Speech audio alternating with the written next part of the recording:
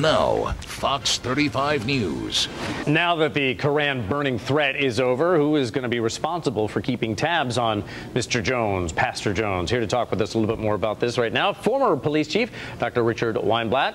Richard, always nice to have you here. Nice to be back with you again, Bob. People are going to start talking about us. I know, right? Okay.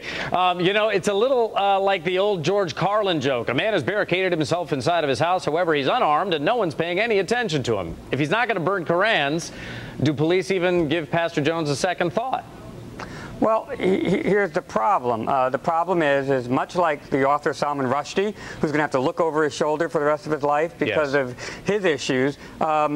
This man is the same thing. He has already done it. The damage is done. There have been demonstrations in Afghanistan and around the world as a result of what he did. While I defend his right to do it, was it the most responsible thing?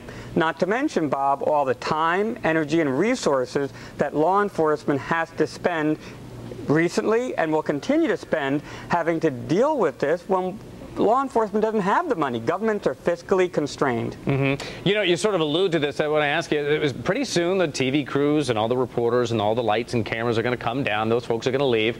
With the attention then off, is that a more or a less dangerous time for Pastor Jones in Gainesville? You just said that he's going to be walking around for the rest of his life looking over his shoulder. Absolutely, he's going to be looking over his shoulder. I think that if I was advising him directly, I would say, Pastor Jones, you're an intelligent man. Get out of the media spotlight. The sooner he does that, the less likely something will happen to him. There's still going to be some people, there's some faction, any fundamentalist, fanatical group in any religion is going to be after him. Okay, that's just the way that people are of different segments like that. However, the vast majority of people will forget about him. He needs to get out of the media spotlight.